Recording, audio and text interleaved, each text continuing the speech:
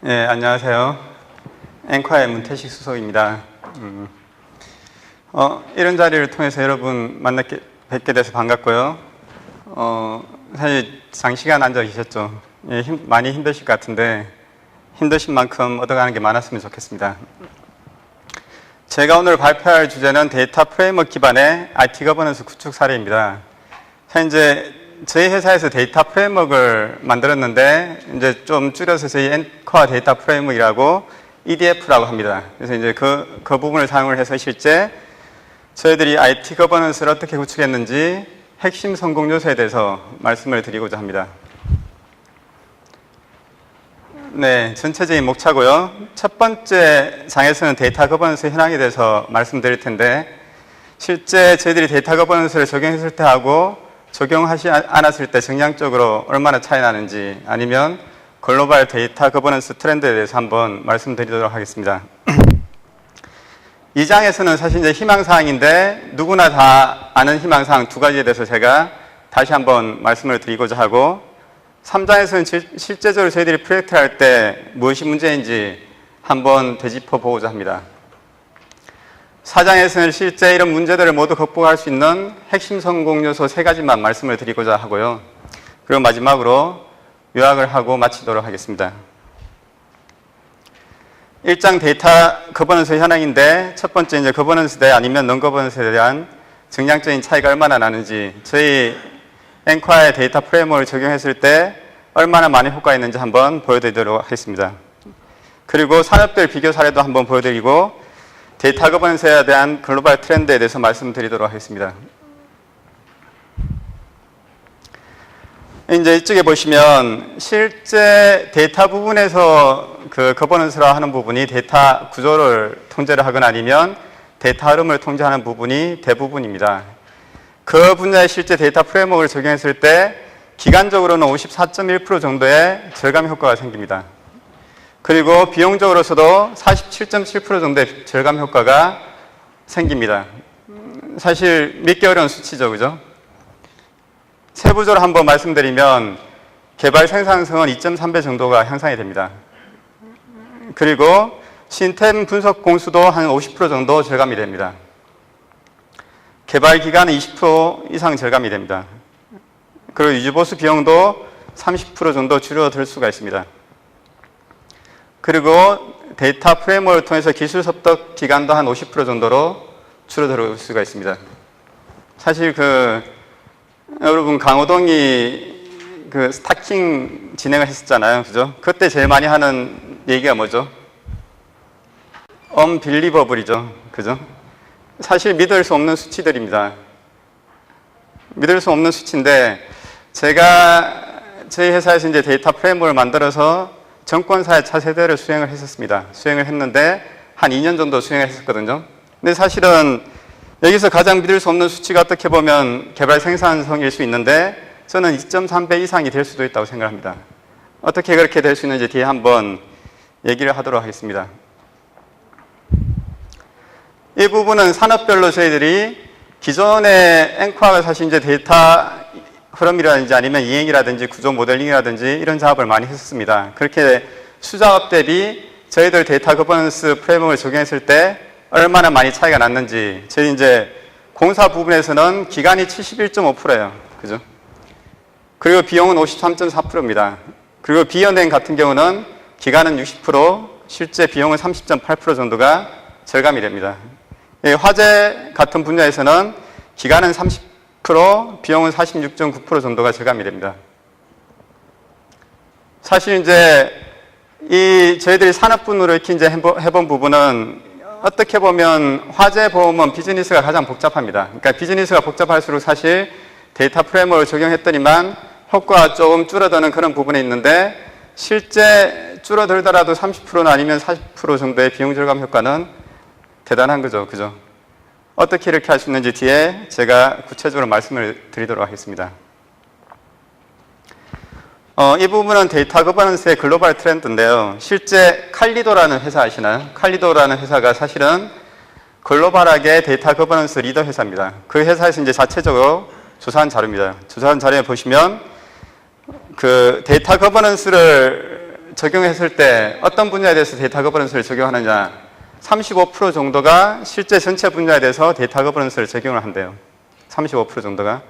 그리고 실제 27% 정도는 핵심 영역에 대해서 적용을 하고 있고 18% 정도는 운영 시스템에 적용을 하고 있습니다.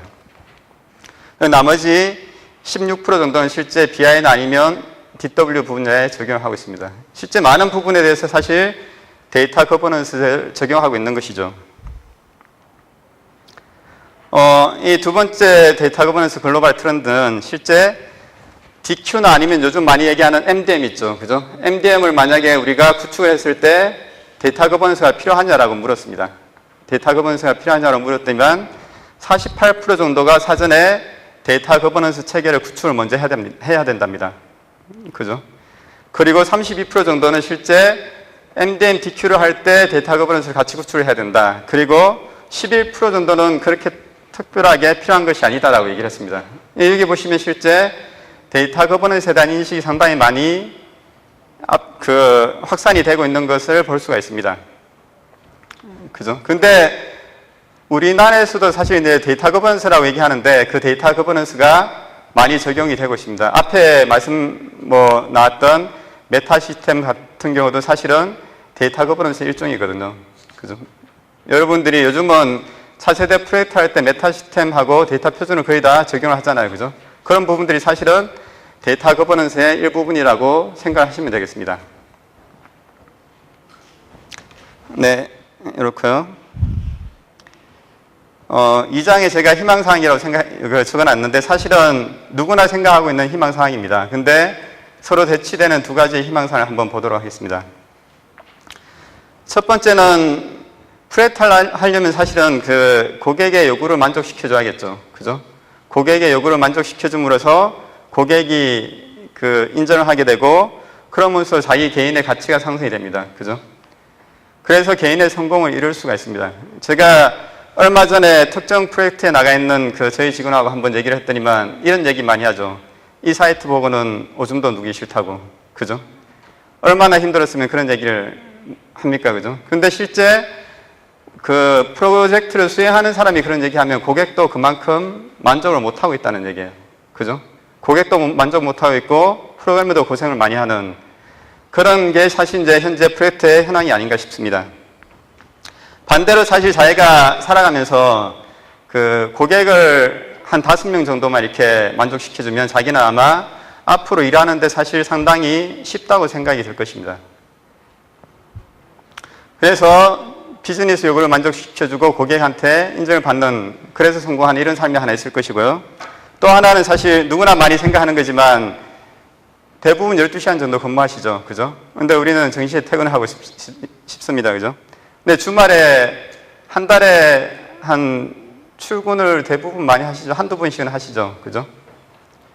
그리고 이러다 보니까 개인 생활이 거의 없습니다. 사실 누구나 이런 부분은 다 느끼는데 여가를 즐기는 삶을 살고 싶은 거죠.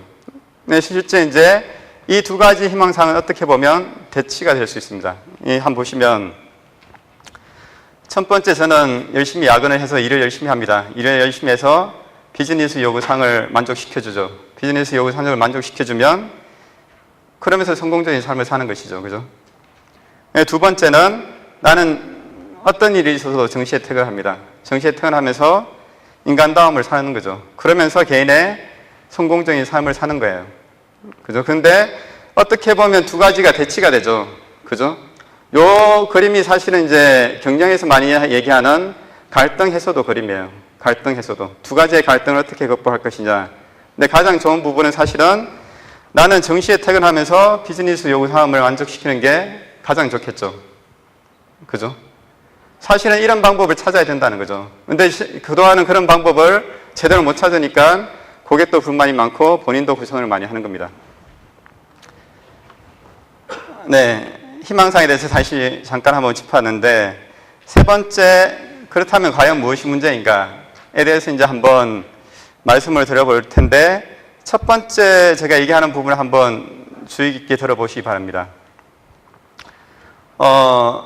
거버넌스라는 부분은 사실은 비즈니스 목적을 만족시키기 위해서 통제를 하는 거예요. 거버넌스라는 부분은. 그죠? 그래서 비즈니스 골, 제일 처음에 보면 모든 부분에서는 비즈니스 골이 있는 거죠. 만약에 노인요양원의 비즈니스 골은 뭡니까? 실제 노인을 잘 보살피고 이 사람이 건강하게 지내게 하는 게 비즈니스 골이겠죠. 그죠? 근데 삼성전자 같은 비즈니스 골은 돈을 많이 버는 것이겠죠. 대부분의 기업 비즈니스는 돈을 많이 버는 것입니다. 근데 이런 부분을 달성하기 위해서 비즈니스 전략이 있는 거죠. 비즈니스 전략이 있는데 뭐 삼성전자가 스마트폰 사업에 진출한다든지 아니면 플래시 메모리 사업에 진출한다든지 이런 부분들이 다 비즈니스 전략이 되겠죠. 이런 비즈니스 전략이 세워지면 실제 비즈니스 요구사항이 생기는 거죠. 구체적으로 내가 어떤 식으로 그 비즈니스 전략을 달성해야겠다는 비즈니스 요구사항이 생깁니다. 그럼 이 비즈니스 요구사항에 대해서 IT에 대한 전략도 생기겠죠. 그죠? IT에 대한 전략이 생기면 그 다음에 그 IT 전략 기반 하에 비즈니스 요구사항을 만족시키는 데이터 구조를 설계합니다. 데이터 구조를 설계하게 되고 애플리케이션은 그 데이터 구조를 바탕으로 애플리케이션 구현을 하게 되겠죠. 그죠? 애플리케이션 구현을 하고 애플리케이션을 운영을 하면 이 운영하는 데에서 실제 데이터 값이 생기겠죠. 그죠? 데이터 밸류가 생깁니다. 이런 체제가 사실 이제 근본적인 IT 거버넌스의 틀이죠. 이 IT 거버넌스는 실제 위의 상위에서 비즈니스 목표를 달성하게 하는 그 강력한 리더십이 하이 IT 모든 조직에 들어가게 하자고 하는 게 IT 거버넌스죠. 그죠? 그래서 조직도 관리를 하고 실제 프로세스로 모든 걸 통제를 하게 되어 있습니다. 메타 시스템 같은 경우가 사실은 프로세스로 데이터를 통제를 하는 게 메타 시스템이 되는 것이죠. 그죠? 이게 IT 거버넌스하고 실제 데이터 거버넌스가 어떤 위치에 있는지라는 이제 부분인데, 그렇다면 이 부분을 한번 보도록 하시죠. 우리가 일반적으로 들어가면 요구 정의를 하고, 그 다음에 요구사항 분석을 하고, 실제 설계를 하고, 구현을 하고, 테스트를 합니다. 이게 일반적인 절차겠죠, 그죠? 근데 이 절차를 하면서 어떤 역할을 하는지 보면, 요구사항에 대해서 추적 관리하고, 검증하고, 변경 관리하고, 이용 관리를 합니다. 그죠? 실제 여러분들이 프로젝트를 하면서 IT 거버넌스를 적용하고 계신가요? 적용하고 계신지 모르시겠죠, 그죠? 근데 실제 제가 IT 거버넌스 프레임워크가 어떤 건지 말씀드려보면 여러분 많이 아시는 PMBOK, IT 거버넌스 프레임워크입니까? CMMI, ITIL, COVID 이런 것들이 다 사실은 IT 거버넌스 프레임워크예요. 그 프레임워크를 사실은 프로젝트에 다 관리 체계로 적용을 하고 있는 것이죠. 근데 IT 거버넌스의 관리 체계를 다 따서 프로젝트에 적용하고 있는데 실제 프로젝트는 나아지고 있나요? 전혀 나아지고 있지 않습니다. 왜 그런지 한번 보도록 하겠습니다. 실제 IT 거버넌스 체계에 대한 타이트한 관리 체계를 적용하다 보니까 관리 프로세스가 많아지겠죠. 그죠? 관리 프로세스가 많아지고 산출물이 상당히 많아집니다. 나는 사실 고객하고 요구 분석을 하기 바쁜데 그 요구 분석하는 시간 외에 산출물 작성하는 시간이 훨씬 더 많아졌습니다. 옛날보다 사실은 그 관리 체계는 상당히 체계적으로 됐는데 프로젝트에 대한 기간이 그만큼 늘어나진 않았어요. 그죠? 많이 늘어나진 않았고 프로젝트의 경쟁은 점점 더 치열해집니다. 옛날에 100명이 할 거 지금 단가가 더 줄어들어서 80명, 어떤 경우는 50명 이렇게 하는 경우도 있습니다. 그죠? 그렇기 때문에 사실은 처음에 내가 요구사항 분석을 할 때 많은 부분에 대한 요구사항 분석을 해야 되는데 50% 정도밖에 못 하는 거예요.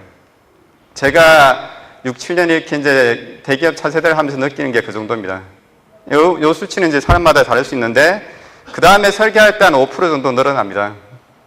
그리고 개발할 때 한 5% 정도 더 늘어나서 실제 개발이 끝나는 시점에 프로덕이 한 60% 정도의 고객 요구사항을 만족시킨다고 저는 이제 느낍니다. 근데 실제 테스트하면서 고객이 뚫게 보니까 본인이 생각하는 거하고 많이 다르죠. 그죠?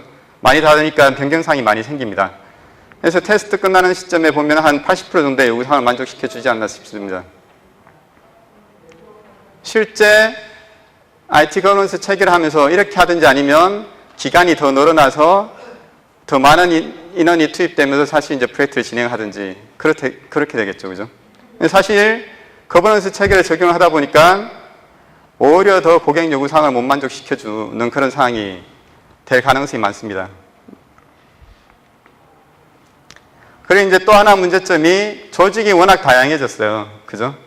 옛날에는 그냥 개발자 하나가 자기가 탭을 만들고 뭐 테스트하고 프로그램하고 모든 걸 다 했습니다. 그죠? 근데 지금은 조직이 점점 더 전문 조직으로 되다 보니까 커뮤니케이션 비용이 상당히 많이 증가를 하게 돼요.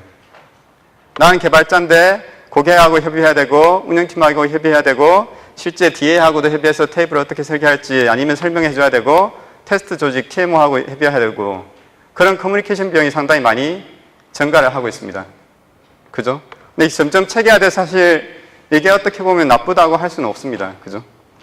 꼭 필요한데 이 부분을 없애자니 그렇고 그냥 가자니 너무 할 일이 많은 거죠.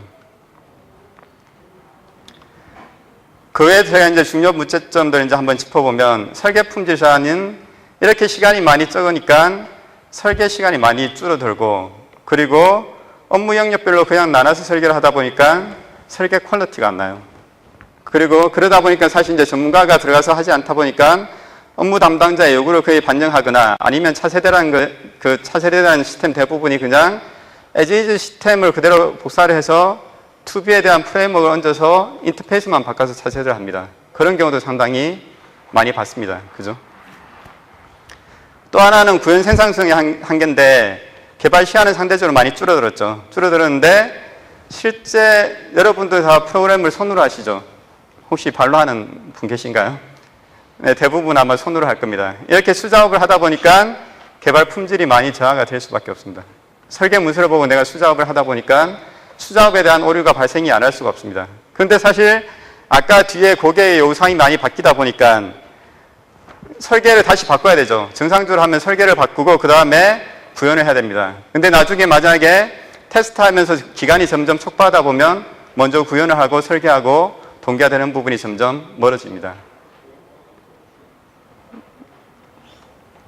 또 하나는 비효율적인 관리 체계인데 그동안은 사실 이제 이 IT 거버넌스라는 부분이 산출물 위주로 많이 관리를 하고 있었습니다. 근데 요즘은 그래도 시스템화 많이 됐어요. 시스템화 많이 됐는데 메타 시스템화 같은 것들이 이제 들어오면서 많은 부분들이 정보화가 돼 있는 상태인데 그것조차도 사실 비효율적인 부분이 상당히 많습니다. 이런 부분을 어떻게 극복할 수 있는지 뒤에 말씀을 드리도록 하겠습니다.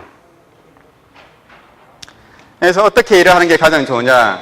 이 부분은 제조 쪽을 보고 제가 이제 한번 아이디어를 낸 겁니다. 제조 쪽을 보고 아이디어 내는 건데 실제 저희들이 부품을 하나 만든다고 생각을 해보시자고요. 지금 앞에 보이는 부품을 하나 만드는데 처음에 CAD나 CAM 같은 걸로 설계를 하겠죠. 그죠? 설계를 합니다. 설계를 하고 이 설계한 대로 옛날에는 사람이 수작업으로 깎았습니다. 그죠? 사람이 수작업으로 깎는다. 아니면 좀 더 발전된 형태가 그 자동 선반에다가 프로그램을 하는 거죠. 이 설계대로 프로그램 합니다. 프로그램을 하면 실제 선반이 그 프로그램된 대로 돌아가면서 부품을 만듭니다. 그죠? 그런데 요즘은 어떻게 기술이 발전하고 있느냐?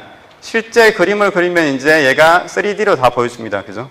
설계 도면을 난 평면으로 그렸는데 내가 3D로 보면서 실제 내가 어떤 것을 만드는지가 정확하게 식별이 가능합니다. 그렇죠? 옆에 있는 2D 그림하고는 확연히 차이가 나죠. 2D 그림에서는 얘를 생각해내기가 쉽지 않습니다. 그죠? 이렇게 설계도를 만들어 놓고 앞에서는 사람이 깎거나 아니면 선반에다가 프로그램을 해서 넣어놨죠. 그죠? 그 부분을 그냥 설계도면 그대로 그냥 기계에다 넣습니다. 설계도면 그대로 기계에다 넣으면 기계가 그 설계도면을 인식을 해서 실제 그대로 부품을 깎아줍니다. 완전 좌측하고 우측은 작업 방식 자체가 다르죠. 그죠? 근데 제조 쪽에도 이렇게 하는데 최첨단을 달리는 저희 프로그래머들은 왜 이렇게 못하냐는 거죠. 이렇게 할 수 있습니다. 그죠? 이 방식이 사실 제가 이제 말씀드리는 방식입니다. 그래서 첫 번째로는 설계 품질사가 되는 부분은 사실은 참조 모델을 활용을 하자는 게 첫 번째였고, 두 번째는 구현 생산성의 한계는 구현을 자동으로 하자. 세 번째, 비효율적인 관리 체계는 관리 체계 자체를 시스템을 하는데 효과적인 시스템을 만들자는 게 세 번째입니다. 여러분이 이렇게 거리를 걸어 다니다 보면 옆에 조폭 같은 사람이 이렇게 시비를 걸죠. 그죠? 시비를 걸면 어떻게 합니까? 싸웁니까? 이 조폭보다 이렇게 싸움 잘하시는 분은 싸울 수도 있겠죠. 그죠? 근데 저 같은 경우는 참습니다. 그죠? 예, 마음으로 이제 참자 이렇게 생각을 하죠. 근데 기분은 나쁘니까 속으로 씨 뭐 이렇게 하죠. 그죠? 그래서 여기 보시면 참자 씨 요 세 가지만 이렇게 이해를 하시면 오늘 제가 말씀드리는 핵심 내용입니다. 참조 모델, 자동화, 시스템화. 참자 씨 세 개. 그죠? 욕하는 것 같나요? 네. 네. 첫 번째 제가 참조 모델을 활용하자는 부분에 대해서 한번 말씀을 드릴 텐데요. 참조 모델도 사실 활용하는 방법에 대해서 제가 세 가지로 나눴습니다. 참조 모델, 실제 EID 같은 부분을 참조하는 참조 모델이 있고, 선진 모델 정석을 내가 익혀서 이 타사 참조 모델의 한 부분이 진짜 맞는지 틀린지 알자는 선진 모델 정석이라는 부분이 있고, 그 다음에 데이터 표준이라는 부분이 있습니다. 실제 데이터 프레임워크에서 DRM이라는 영역은 EID하고 데이터 표준이 참조 모델로 되어 있습니다. 그죠? 그런데 그 부분에 대해서 품질을 좀 더 높이려면 우리가 선진 모델 정석을 알아야겠죠. 그죠? 네, 첫 번째 이제 참조 모델 한번 보시면 이렇게 EID에 대해서 잘 설명을 달아놓습니다. 설명도 달아놓고, 그 다음에 분류도 만들어 놓고, 그죠? 참조 잘 할 수 있게 분류도 만들어 놓고, 그 다음에 엔티티에 대한 설명이나 아니면 속성 설명 이렇게 잘 달아놓으면 내가 만약에 저희들이 사실은 정권 프로젝트 하면서 정권 프로젝트 경험자가 아무도 없었어요. 아무도 없었는데 타사의 참조 모델을 이용해서 아니면 저희들이 이제 그 전에 있던 모델들을 이제 참조하면서 사실 했습니다. 그죠? 근데 이 참조 모델을 가지고 갖고 와서 좀 수정하는 게 훨씬 더 속도가 빠르겠죠. 그죠? 처음부터 모든 걸 그려나가는 것보다 잘 만들어진 참조 모델을 가지고 수정하는 게 훨씬 더 속도가 빠를 수 있습니다. 여기 보시면 이제 저희들이 건축공사할 때 이미 모든 자재를 처음부터 만드는 거 아니겠죠, 그죠? 잘 만들어져 있는 건축 자재를 조금만 가공해서 이렇게 활용을 한다는 개념이 있는 거고, 위에 바둑 같은 경우도 실제 저희들이 처음부터 바둑의 모든 진리를 깨달아서 하진 않죠, 그죠? 그래서 기존의 바둑 정석을 하나하나 익히면서 실제 바둑 대국을 두는 거죠, 그죠? 그리고 파워포인트 문서 작성할 때도 잘 만들어져 있는 클립아트를 참조를 해서 내가 사용을 합니다. 데이터 설계도 실제 만들어져 있는 참조 모델을 활용하자는 것인데, 위의 타이틀은 사실 선진 모델 정석을 활용하자죠. 그죠? 내가 만약에 고객이라는 엔티티를 만드는데 고객의 역할을 관리하는 패턴은 4가지밖에 없다. 이 4가지만 익히면 나는 고객의 어떤 역할도 다 모델링을 할 수 있다는 정석을 알고 있다면 모델을 쉽게 할 수 있겠죠. 그죠? 그 타사의 모델도 얘가 잘 됐는지 잘 못됐는지, 얘가 어떤 패턴으로 모델이 그려졌는지 명확하게 알 수가 있습니다. 그래서 제가 이번에 지금 하는 부분이 사실 데이터 모델링 강의 과정은 아니기 때문에 깊이는 안 들어가겠지만 그런 유형으로 생각하시면 될 것 같습니다. 이 부분이 어느 회사나 있을 법한 그냥 비즈니스를 전반적으로 이제 그려놓은 부분이라고 생각하시면 돼요. 처음에 involved party라는 건 그냥 행위의 모든 주체들. 우리가 비즈니스를 영위하다 보면 우리의 영업 사원도 있을 거고, 우리의 사원도 있고, 고객도 있을 거잖아요. 그죠? 이 모든 주체들이 이제 파티라고 얘기하시면 되고, 그에 대한 연락처 정보라든지 아니면 비즈니스에는 모든 부분들이 상품이 있죠. 그죠? 우리가 서비스를 하더라도 서비스 자체도 서비스 상품인 거죠. 그런 부분들이 사실 프로덕트 서비스, 그리고 상품에는 모두 가격 정책이 있을 수 있습니다. 우리가 흔히 얘기하는 보험계약이라든지 아니면 통신계약, 이런 어카운트 레벨의 엔티티들이 존재할 수가 있고, 그 다음에 우리가 갖고 있는 모든 리소스들, 자산, 부동산, 동산 이런 것들이 다 있을 수 있겠죠. 이런 것들이 리소스에 해당되는 것이고요. 그리고 실제 계약할 때 내가 어떤 서비스를 받겠다라고 어그리먼트를 하겠죠. 그죠? 그런 부분이 5번에 보이는 어그리먼트입니다. 실제 내가 통신 계약을 하면 통신이 발생하면 하나의 비즈니스 액션이 발생하는 거죠. 그죠? 그리고 내가 어떤 그 휴대폰을 썼으면 그에 대해서 청구서가 날아오게 되고 그에 대한 비용 지급을 하겠죠. 그죠? 그게 인보이스와 페이먼트입니다. 그와 다르게 사실 내가 쇼핑몰에서 어떤 물건을 주문을 했다. 이런 부분들이 이제 오더가 되는 것이고, 물건 주문을 하면 사실 특정 재고에서 무브먼트가 발생을 하겠죠. 그죠? 재고 이동이 발생합니다. 배송을 하게 되면.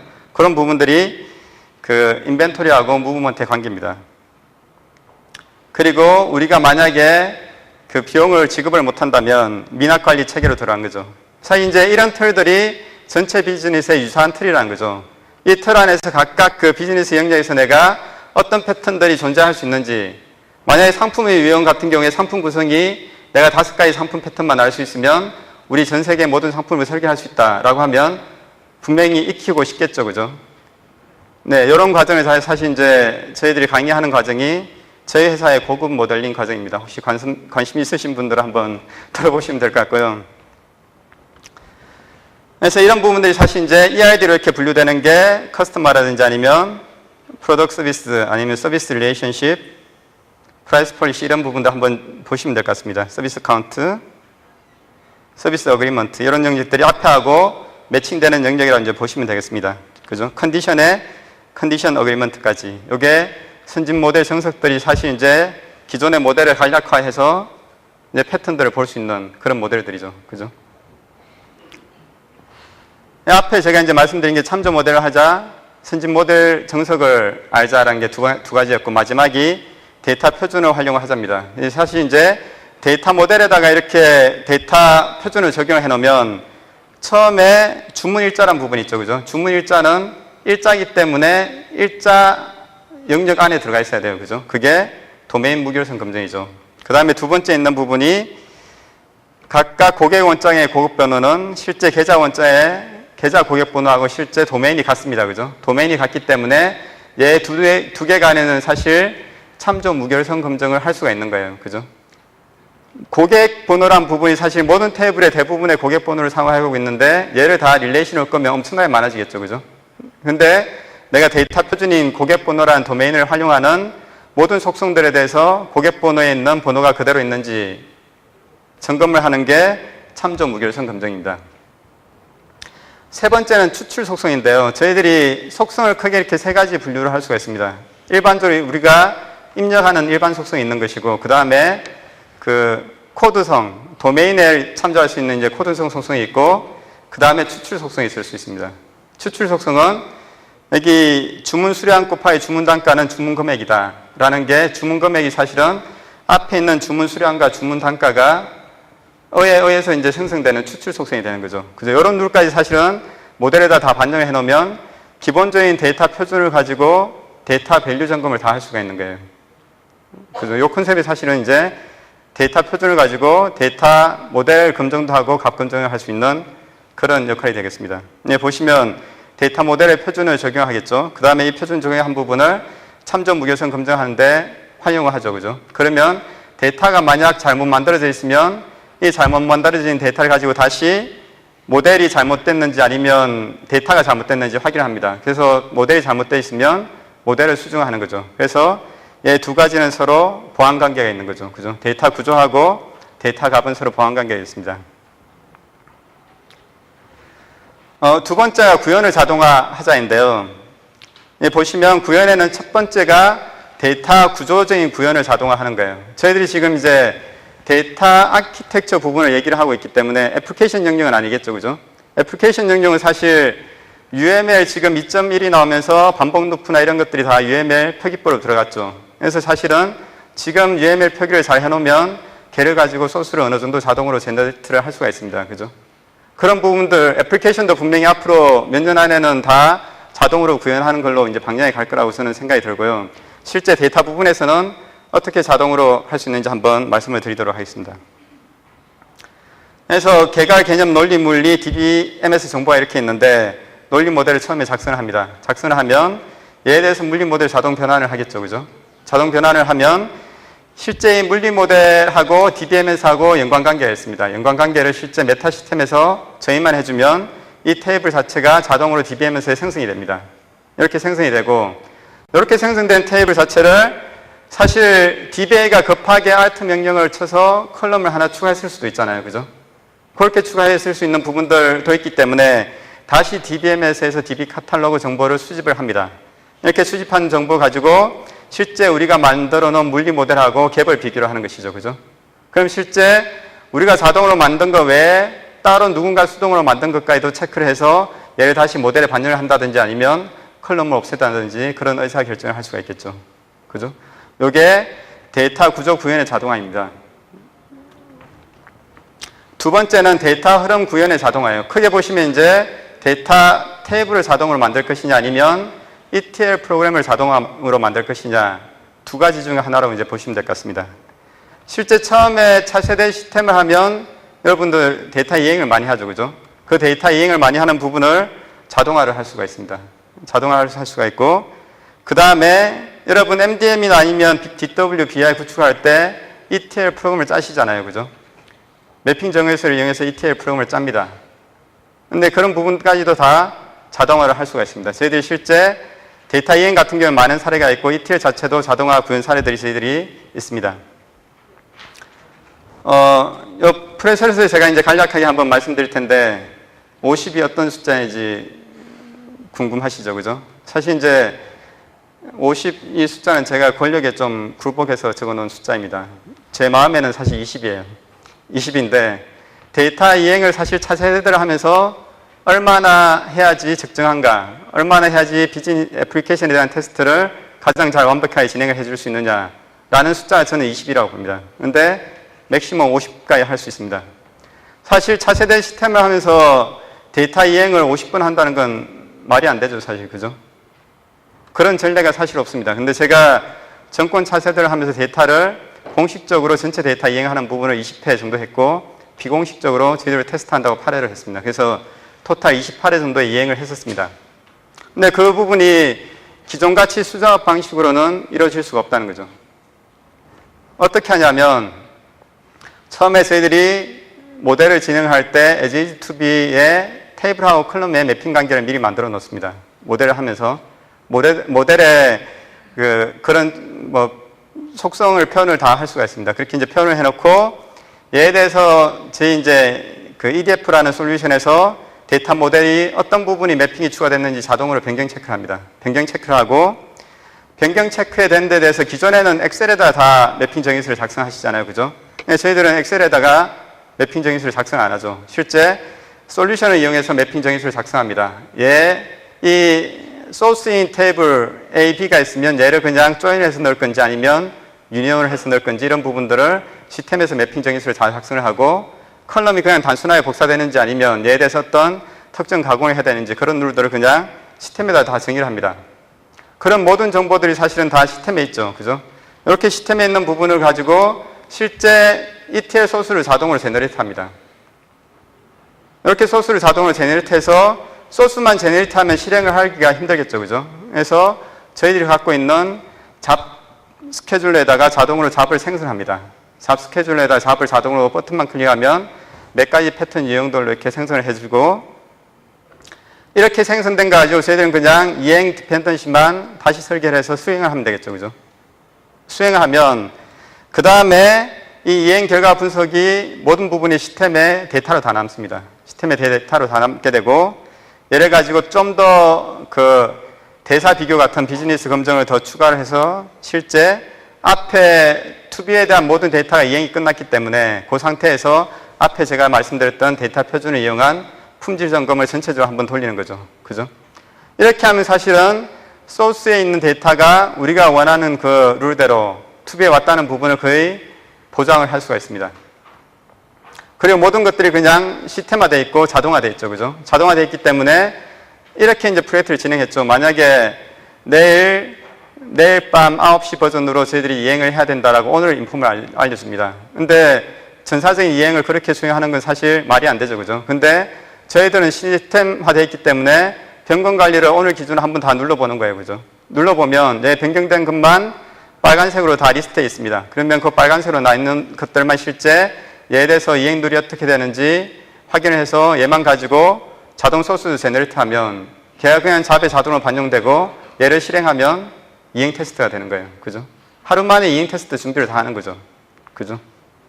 기존 같은 수작업 방식으로는 이렇게 될 수가 없습니다. 또 하나는 실제 이제 영양도 분석 자동화입니다. 하나의 테이블 1이라는 거에 C3라는 컬럼이 추가됐다고 이제 가정을 하죠. C3라는 컬럼이 추가됐으면 사실 얘를 이용하는 데이터 흐름, ETL이나는지 아니면 이행 프로그램들이 있겠죠. 그죠? 걔가 테이블 1에 관련된 그 소스가 어떤 건지 다 리스트업 해야 됩니다. 그죠? 그리고 이제 또 하나가 실제 최종적으로 애플리케이션 형상 관리를 하면서 최종 소스에 대해서 애플리케이션 영향도 관리를 다 해야 돼요. 파싱을 해서 테이블 1을 쓰고 있는 소스가 몇 번째 줄에 몇 라인인지를 다 파악을 해야 됩니다. 그죠? 그런 부분이 시스템화 돼 있어야겠죠. 그리고 얘를 사용하고 있는 뷰나 인덱스 프로시저 아니면 트리거 등등이 사실 다 리스트업 돼야 되는 거죠. 이렇게 데이터 부분에서 어떤 하나 변화가 생겼으면 얘의 영향이 미치는 모든 것들을 이렇게 시스템화해서 다 뽑아볼 수가 있죠. 그죠? 이렇게 해야지 내가 프로그램만 하나 수정하든지 아니면 테이블을 하나 수정할 때 얘가 정확하게 전체 프로그램에 반영이 됐는지 확인을 할 수가 있습니다. 이런 체계를 이제 차세대 할 때는 아니면 운영체계에서 반드시 만들어 놔야 된다는 겁니다. 그죠? 또 하나가 이제 검증 자동화인데, 앞에 제가 이행 소스에 대한 자동화를 말씀드렸었는데, 기본적으로 검증 소스도 다 자동으로 만들어집니다. 실제 소스하고 타겟이 건수나 합계나 아니면 코드가 맞는지 틀린지에 대한 검증 소스가 다 자동으로 만들어지는데, 사실 나중에 제가 이제 뭐 저희 회사에 할 세미나나 이런 부분이 있으면 회사에서 한번 전반적인 풀 라인업을 한번 설명드릴 텐데, 데모도 보여드리고, 데모 보여드리면 검증 소스가 사실 이제 사람이 이거를 수작업으로 작성을 해야 되나 할 정도로 복잡합니다. 그죠? 그런 부분들을 기존에 다 수작업을 작업을 하고 있던 거죠. 또 하나가 이제 대사 검증, 아까 말씀드렸던 비즈니스 룰 검증을 다 잡에 등록해서 돌리는 거죠. 근데 어떻게까지 이제 저희들이 수행하냐면, 저희들이 만약 금요일 밤 시점에 컷오프를 하죠. 시스템을 정지를 합니다. 그죠? 근데 시스템은 주말에 배치 작업이 계속 돌겠죠. 그러면 에지이즈 시스템하고 투비 시스템을 배치를 같이 돌립니다. 배치를 같이 돌리면서 각각 배치마다 양쪽 그 데이터가 우리가 원하는 룰대로 맞는지 대사 검증을 다 해야지 배치 프로그램이 정확한지 알 수가 있겠죠. 그죠? 그렇게 테스트를 해야 된다는 거예요. 그래야지 사실 오픈할 때 별 문제가 없겠죠. 그죠? 그럼 배치 테스트까지 DA 부분에서 많은 부분을 지원을 해줄 수가 있는 거죠. 프레임워크 기반 하에서. 아까 제가 말씀드렸던 투비에 대한 데이터를 모두 다 전환을 했기 때문에 이를 가지고 참조 무결성 검증을 할 수가 있습니다. 그죠? 마지막으로 관리를 시스템화 한다라는 의미인데, 사실 이제 기존에 많은 산출물들이 있는데 저희들이 관리하는 모든 것들이 다 시스템화되어 있으면 사실 그 산출물들은 거의 필요가 없습니다. 저희가 이제 어떻게까지 이제 프로젝트를 했었냐면, 모델 하나가 정확하게 그려졌는지 엔티티 리스트를 다 시스템에 넣습니다. 그러면 그 만약에 운영팀 담당자나 아니면 현업 담당자가 그 엔티티를 보면서 얘가 우리가 원하는 항목이 다 들어왔는지 시스템에서 다 확인을 하고, 들어오지 않았으면 어떤 항목이 부족하다라고 시스템에 기록을 하는 거죠. 그죠? 기존에는 대부분 엑셀을 작업했는데 시스템에다 하다 보니까 의사결정이 사실은 실시간으로 됩니다. 그죠? 그런 부분까지도 다 시스템화를 할 수가 있다는 거예요. 여기 보시면 기존의 모델을 변경하고 데이터 표준을 신청하고 그 다음에 모델 검토하고 이런 부분을 다, 이 영역들이 다 시스템화되어 있죠. 대부분이 요즘은 그래도 많이 발전해서 메타 시스템 이런 부분을 다 커버를 합니다. 그죠? 커버를 하는데 어떤 문제가 있냐면, 일반적인 메타 시스템을 한번 보겠습니다. 모델을 EID를 가지고 모델링 툴을 가지고 등록을 합니다. 그죠? 모델링 툴을 가지고 등록을 하면 얘를 가지고 메타 시스템에서 끌어옵니다. EID 데이터를 끌어오고, 이 끌어온 데이터를 가지고 모델 검증을 합니다. 검증을 하고 모델 신청을 메타 시스템에 로그인해서 신청하게 되겠죠. 그죠? 메타 시스템에 로그인해서 신청하는데, 실제 DA 관리자는 그 신청된 부분을 가지고 메타 시스템에서 검증하고 모델 승인을 하는 이런 체계가 일반적인 메타 시스템 프로세스입니다. 근데 이 부분을 좀 더 혁신을 해보자는 거죠. 내가 모델 검증 신청 자체를 모델링 툴에서 다 합니다. 요즘은 모델링 툴에 API 기능들이 많이 있습니다. 그죠? 조금만 아이디어를 내면 내가 모델링 툴에서 실제 모델을 하고 AR에 올리고 이 부분을 그대로 다 신청을 할 수가 있는 거예요. 그리고 신청하면서 얘가 내가 데이터 표준을 잘 지켰는지 아니면 뭐 엔티티 정의를 잘했는지, 기본적으로 저희들이 이제 차세대 할 때 한번 정리를 해보니까 38가지 정도의 점검 시스템이 자동으로 할 수 있는 점검 룰들이 있습니다. 그런 부분들을 다 자동으로 하는 거죠. 자동으로 하고 그 자동으로 된 것 자체가 실제 메타 시스템으로 넘어가니까 뒤에 관리자는 그런 부분까지는 볼 필요가 없는 거죠. 그죠? 그리고 실제 그 모델러는 그냥 모델링 툴에서 모든 일을 끝내서 버렸습니다. 그리고 뒤에 관리자는 그냥 메타 시스템에서 얘가 맞는지 검증을 하고 승인을 하는 이런 체계인 거죠. 그죠? 앞에 하고 뒤에 프로세스는 상당히 다릅니다. 사람이 한 번 작업을 하느냐, 두 번 작업을 하느냐는 차이거든요. 그래서 이제 관리 시스템을 만들더라도 실제 우리가 좀 더 혁신적인 프로세스를 만들어야 된다는 거죠. 사람이 쉽게 작업을 할 수 있게. 이런 부분이 이제 포커스가 되겠습니다. 그래서 기본적으로 모든 부분이 정보화가 되어 있기 때문에 시스템에는 항상 최신 정보가 유지가 되고 있겠죠. 그죠? 걔를 통해서 기본적으로 그러니까 뭔가 설명을 듣지 않아도 내가 그냥 보기만 해도 되는 모든 부분들은 정보 시스템에서 조회를 하시면 됩니다. 정보 시스템에서 조회를 하시고, 그래서 내가 기본적인 정보들은 다 시스템에서 조율하고 그 외의 시간에는 실제적으로 논리적으로 커뮤니케이션을 해야 되는 부분에 좀 더 집중을 할 수가 있겠죠. 그죠? 얘가 실제 정보화에 대한 가장 큰 장점이 되겠습니다. 네, 마지막으로 제가 이제 한번 요약해서 말씀드리면요. 문제는 있죠. 낮은 설계 품질 아니면 구현 생산성 한계나 비효율적인 관리 체계 이런 부분들이 일반적인 문제입니다. 이런 문제들을 세 가지 제가 아까 말씀드렸죠. 참자, 시, 뭐 이렇게 세 가지 말씀드렸죠. 그죠? 참조 모델을 활용을 하고 구현을 자동화하고 그 다음에 관리 체계를 시스템화하는 거죠. 그죠? 시스템화하는데 그냥 시스템화하는 게 아니라 좀 더 혁신적인 방안을 생각하는 거죠. 그죠? 이렇게 이제 생각하시고 그러면 비용 절감도 되고 비즈니스 요건 만족도 시켜줄 수 있고 우리는 또 인간다운 삶을 살 수도 있겠죠. 그죠? 이 부분이 이제 저희들 앵커와 데이터 거버넌스 프레임워크인데요. 이제 한번 보시면 뭐니 뭐래도 가장 중요한 부분이 데이터 폴리시입니다. 근데 사실 이제 우리가 그동안 많이 등한시하고 있는 것 중에 하나가 데이터 폴리시이기도 합니다. 제가 이제 어떤 사이트 가서 이렇게 말씀드립니다. 이제 100점짜리 모델이 있을 수 있나요? 100점짜리 모델이 있을 수 있습니까? 있기 힘들겠죠, 그죠? 그런데 IT에 대한 폴리시, 데이터에 대한 폴리시만 명확하다면 100점짜리 모델이 나와야 돼요, 그죠? 우리가 정책이 명확하다면 거기에 맞는 모델을 해줄 수가 있는 거죠, 그죠? 그래서 정책이 가장 중요합니다. 그에 따라서 실제 이제 이쪽에 보시면 수직적인 관리 방법론, 아까 개괄 개념 논리 물리에서 DBMS까지 가는 수직적인 관리 방법론이 있는 것이고 데이터 흐름을 관리하는 수평적인 관리 방법론, 그래서 실제 다른 부분하고 얼라이먼트를 맞추는 그런 부분들이 있겠죠. 그죠? 이게 방법론적인 부분이고 그 밑에는 펑션 레이어가 있고 실제 그 최하에는 솔루션 레이어들이 있는 거죠. 그죠? 이런 부분이 사실 이제 실제 구슬이 세 마리라도 이제 깨어야 법이듯이 이것들이 다 솔루션으로 구현이 돼야지 사실 실제 운영 가능한 것들이 되는 거죠. 그죠? 그래서 제가 오늘 말씀드리는 건 여기까지인데요.